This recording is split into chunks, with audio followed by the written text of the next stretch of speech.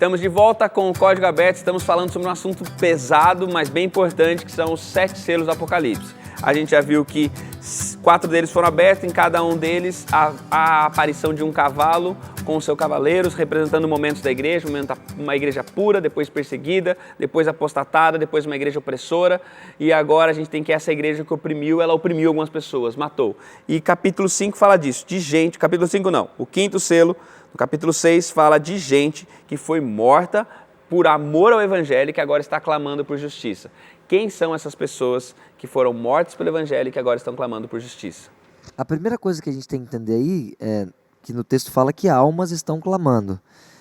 Nós precisamos voltar ao Gênesis, no capítulo 2, verso 7, quando diz que nós não temos uma alma. Então, nós somos alma vivente. Diz que o Senhor Deus fez ali um boneco do pó da terra, soprou o fôlego de vida e o homem passou a ser alma vivente. Então, nós somos alma. Nós não temos alma. Isso significa que quando uma pessoa morre, não fica por aí vagando, igual um fantasminha, né? Por aí vagando, vai voltar para puxar seu pé debaixo da cama, nada disso. Então, o que são essas almas que estão lá clamando debaixo do trono de Deus? São pessoas que foram sinceras, que procuravam fazer aquilo que era certo, mas que morreram nessa perseguição que a igreja causou. A igreja que pertenceu a Deus, mas que agora se deixou dominar por esse cavalo da morte e agora perseguiu e matou os sinceros fiéis. Então você imagina como é controverso dentro da nossa mente pensar assim, eu estou fazendo aquilo que é certo e ainda assim eu estou sendo perseguido. Eu estou passando por dificuldades, eu estou morrendo. Porque nós esperamos fazer aquilo que é certo e receber em troca coisas boas. Então as pessoas que estavam aqui clamando eram pessoas fiéis, pessoas sinceras que estavam clamando por uma justiça divina, porque elas fizeram aquilo que era certo, mas ainda assim estavam sendo perseguidas. E que fique claro que não é literal, né? É exatamente isso, né? São pessoas que estão, é o símbolo... A história delas, né? É a história delas clama por justiça, estão clamando por justiça e a pergunta delas é até quando o Senhor não vai julgar, até quando o Senhor vai deixar que o pecado desses que perseguiram e mataram aqueles que amam o Evangelho, até quando o Senhor vai deixar que esse pecado fique impune? E essa resposta, ela tem um pouco a ver com o 6º selo, e a gente vai ver isso daqui a pouquinho, mas agora fica com o vídeo do pessoal do Ponto de Referência.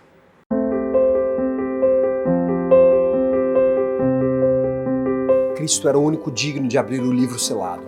Pela sua vida e morte, a humanidade recuperaria o que foi perdido por Adão através do seu plano da salvação, em que seria totalmente concluído e aberto no 7º selo. A abertura do selo tem a ver com a pregação do Evangelho e as consequências de rejeitá-lo. É impressionante notar como a palavra de Deus sempre está interligada. Os acontecimentos referentes à abertura dos selos têm a ver com as maldições da aliança de Deus com Israel, assim como outros simbolismos, como os 4 cavaleiros, chamados pelo profeta Ezequiel de os 4 terríveis juízes. O objetivo de Deus era despertar o seu povo para a condição espiritual e mantê-los no caminho certo, mostrar que em Cristo poderiam ser mais que vencedores. Condição retratada a partir do cavaleiro branco, com um arco derrotando seus inimigos. O Senhor dos Exércitos, Rei dos Reis. O 1º selo descreve o período da Igreja dos Apóstolos, representada pela Igreja de Éfeso, focada no amor a Cristo e na pregação do seu Evangelho. O 2º selo mostra as consequências da rejeição e resistência ao Evangelho ocorridas no 2º século, onde perseguições e sangue foram derramados. Cor do cavaleiro vermelho, que foi permitido tirar paz da terra. O cavaleiro preto trazia em suas mãos uma balança, onde os alimentos eram pesados, devidos à fome e escassez. Essa é a cena do 3º selo e as consequências da rejeição do Evangelho. O Evangelho sai de cena e entram as tradições de homens. A palavra de Deus, o cereal, são rejeitados, levando a uma intensa fome espiritual. A morte espiritual que caracterizou o próprio cristianismo por um longo período de 1000 anos, chamado a Idade das Trevas. O período do 4º selo, representado por um cavaleiro cinza pálido, acompanhada da própria morte. Tão séria a situação que levou à destruição de 1/4 da terra. Mas Deus sempre teve os seus, mesmo em meio às trevas. Foi assim durante a Reforma, que em meio a perseguições e morte, santos foram martirizados das piores maneiras por sua fidelidade. O 5º selo conta a experiência do povo sofredor de Deus ao longo da história, desde Abel até o glorioso dia da volta do Senhor, em que Deus finalmente vingará o sangue dos seus servos. Jesus profetizou que perto do fim haveriam grandes tribulações, assim como as do sexto selo. O sol se tornaria preto, a lua como sangue, as estrelas caindo do céu, terremotos. Pessoas apavoradas com a volta do Senhor, rogando que as montanhas caiam sobre elas para se esconder da glória do Pai. Este é o fim dos perversos, segundo o Apocalipse. É vindo o grande dia da sua ira. Quem poderá subsistir? Mas pela glória e misericórdia do Pai, esse livro dá a resposta de que o povo selado de Deus, aqueles fiéis que o amam de todo o seu coração, estes poderão subsistir naquele dia. Que a paz seja convosco. De volta, nós vamos agora para a música de Dilson e Débora, que é Vivendo o Impossível. É quando você se permite, né, colocar a confiança de Deus acima de qualquer coisa, que Ele possa realmente fazer o impossível na sua vida, aquilo que você nem espera. Amém. É disso que essa música fala. Amém. Que Deus abençoe vocês.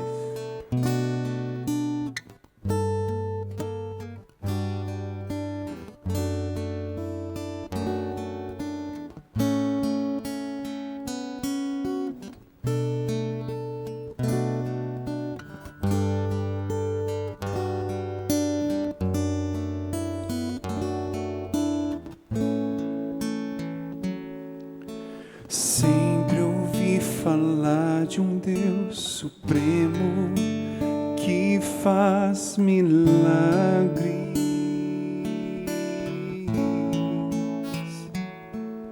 Um Deus que pode tudo e atende as minhas necessidades.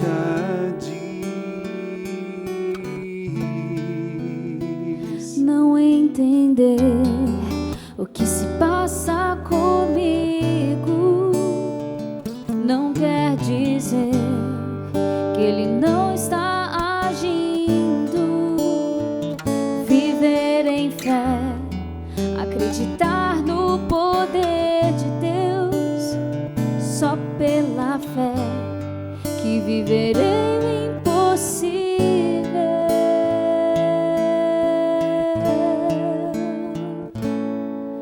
Vivendo o impossível com Deus. Saber que é possível com Deus e seu poder. Ainda que eu não veja por onde caminhar, confio em Deus, confio em Deus, vivendo o impossível.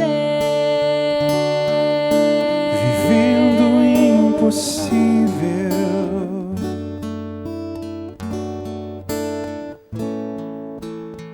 Não entender o que se passa comigo não quer dizer que Ele não está agindo.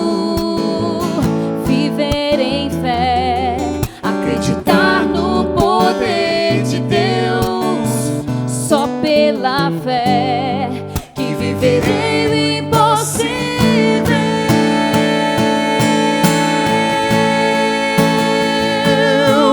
Vivendo o impossível com Deus. Saber que é possível com Deus e seu poder. Ainda que eu não veja por onde caminhar, confio em Deus, confio em Deus, vivendo o impossível.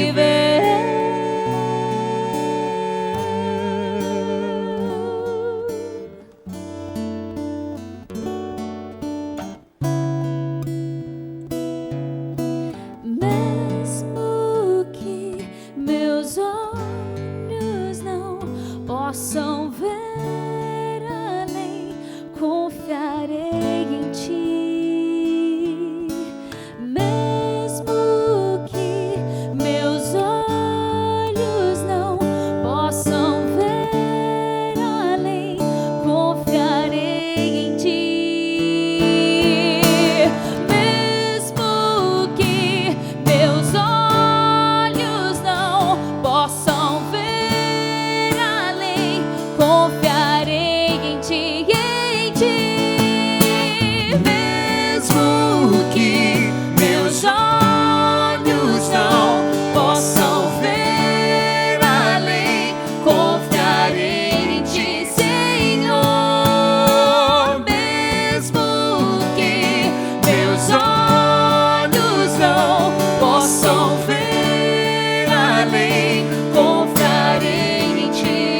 Senhor, mesmo que meus olhos não possam ver além, confiarei em Ti, Senhor. Vivendo o impossível com Deus, saber que é possível com Deus e seu poder, ainda que eu não veja por onde caminhar, confio em Deus.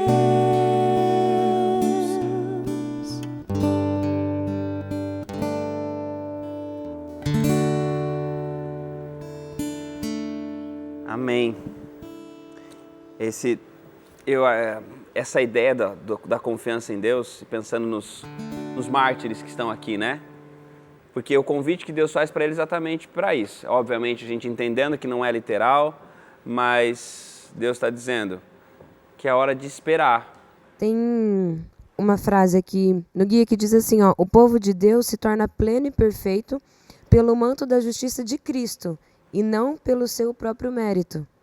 Que se aplica a isso. Até quando, Senhor?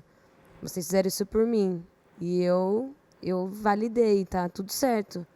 Mas o mérito não é de vocês, né? O mérito é de Cristo. É o que fala também no capítulo 7, no verso, acho que 9 e 10. Fala isso, que o mérito é de Cristo. Então, por mais que às vezes a gente clame por justiça e que a gente está vivendo no mundo injusto, isso aplica a nós também. Você está vivendo aqui e você nem merecia estar aqui. O mérito nem é seu de estar aí gravando, de estar aí na Novo Tempo, de estar comendo, bebendo, de estar tendo oportunidades na sua vida. Você nem deveria estar aí. Você só está aí porque um dia eu morri na cruz por você. Então, o mérito não é nosso, né? A gente ainda acha que... Às vezes a gente se acha mártir por tão pouco que a gente faz, e quando a gente olha histórias assim de que eles deram a vida, queimaram no fogo, foi cortada a cabeça, será que, né? E aí vem... muito e é interessante falar desse negócio, porque assim, se o mérito não é deles, então assim, olha, não é de vocês o direito de dizer quando é que a história termina. Quando é que a história vai terminar, quando é que a coisa vai acontecer. A gente tem esse negócio muito, muito forte, né, de querer apressar, né? Ah, Senhor, quando o Senhor vai voltar? Eu acho interessante quando, abrindo esse parênteses até, né, os discípulos, Senhor, quando virá a hora do seu reino, quando o seu reino virá? Jesus está subindo no céu e ele fala, isso não é problema de vocês. Nosso problema é, esteja pronto. Não, e ele fala o seguinte, o problema de vocês, recebam o Espírito e vão pregar. Isso é problema de vocês. Agora, quando eu vou voltar, isso daí... E aí vem essa coisa, Senhor, a gente sofreu e tal. Tá, segura aí, segura a onda, descansa, tem mais um monte de gente para sofrer e morrer igual. E aí depois vem, e aí chega então o sexto selo, né? É interessante o destaque que a Gé deu aqui, porque a gente pensa assim, uau, eles foram mártires, e por isso eles estão garantindo a salvação deles. Não. Eles estão garantidos na salvação deles porque Jesus Cristo morreu. Mas aquele senhorzinho que morreu de infarto fulminante, lá na cama dele deitado, dormindo, vai ser salvo pelo mesmo motivo que o mártir que morreu lá, né, queimado na fogueira. Vai ser salvo porque Jesus Cristo morreu. Então não importa qual foi a forma que morreu. Se morreu crendo que Jesus Cristo vai salvar, ele vai salvar, né? Esse assunto do martírio, ele sempre me intriga muito. Um dos versos que para mim são mais ricos na Bíblia é aquele que a gente gosta de repetir, que é conhecereis a verdade vos libertará. E agora, se você vê no contexto deles, são pessoas que conheceram a verdade. E o que a verdade fez? Matou eles. Ficaram perseguição, ficaram presos. Que liberdade é essa que me prende? Entendeu? Então, que conclusão que eu cheguei? A verdade, ela me liberta para que eu morra por ela. Jesus, ele também usou da sua liberdade para morrer. Então, quando Jesus disse, olha, você quer ser feliz? Toma a sua cruz e segue-me. Aí você vê, segue-me para quê? Para eu fugir? Não. Me seguir para a cruz. Porque não tem como você se suicidar se crucificando. Você precisa de uma testemunha, você precisa de um soldado. Então, naquele tempo tinha um soldado que ele te crucificava e ele ficava de guarda para ninguém deixar você fugir. E essa figura, justamente nessa situação, é justamente Jesus. Ele não é o que vai lá e te poupa, ele é o que vai lá, te crucifica e ele ainda fica de guarda, não deixando que te convencendo a ficar ali até o último suspiro, a cumprir a sua missão. Então, a vida que Jesus quer para a gente não é muito diferente do destino que ele teve quando esteve aqui na Terra, certo? Porque é essa a consequência de espalhar a verdade. Agora, quando eu aceito esse sofrimento, estou disposto a esse sofrimento, a cruz, quando eu aceito essa cruz, eu também estou aceitando também a vitória, eu estou aceitando a ressurreição. Porque a verdade liberta, a verdade vai libertar. Como é que libertou esses martírios se os levou à prisão e tudo mais? É porque a verdade, ela tem a coisa mais importante ali. O conteúdo da verdade é quando Jesus diz, João 10:10, o ladrão vem roubar, matar e destruir, eu vim para que vocês tenham vida. E essa vida não é a morte que tira, não é o martírio que tira, essa vida já é de vocês. Então eu estou tão livre em Cristo que aquilo que eu descobri nele, a morte já não se torna mais um negócio que me limita, né? Nem a morte, nem a prisão me limita mais. Nós temos uma mente muito finita, então a gente só pensa nos anos que nós vamos viver aqui nessa terra. Mas o que Cristo veio trazer para nós é a vida eterna. Então eu me lembro do apóstolo Paulo, que o viver para ele era Cristo e o morrer era lucro. Por que morrer é lucro? Porque morrendo em Cristo é a certeza de que você vai se livrar desse mundo ruim que você vive, que nós vivemos, mas que você vai viver uma vida eterna no céu, né? Isso que traz o sentido de liberdade, porque aqui a gente está muito preso aos parâmetros da terra. Lá no céu, as ruas vão ser de ouro. Então, o que aqui é parâmetro de raridade para a gente, lá vai ser barro. A gente vai se acostumar depois de um tempo, nem vai mais E daí ver. isso ajuda a gente a estar livre das amarras que fazem a gente ter uma vida mesquinha aqui na terra. Poxa, de toda a linha do infinito, a nossa vida aqui é isso aqui, ó, pequenininha.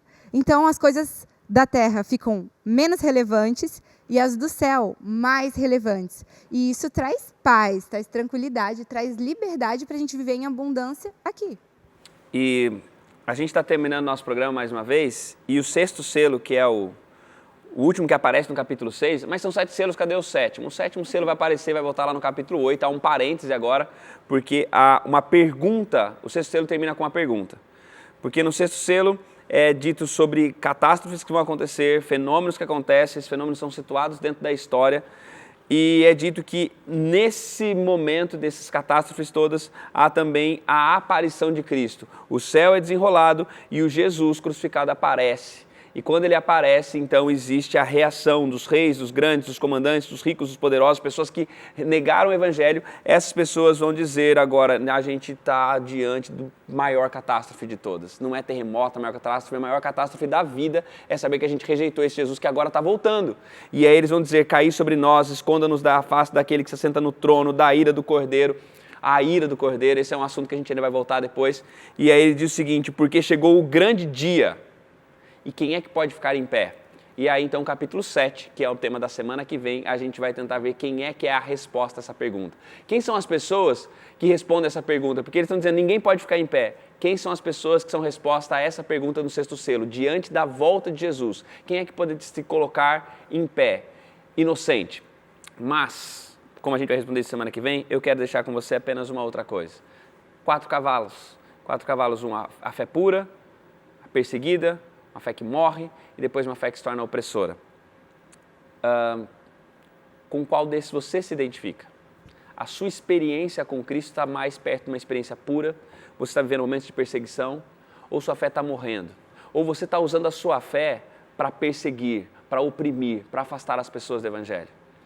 Que Deus nos ajude para que Cristo continue sendo o cavaleiro da vida da gente e a nossa fé pura continue crescendo. Que Deus te abençoe. Deus nos ajude e semana que vem estamos de volta com o Código Aberto.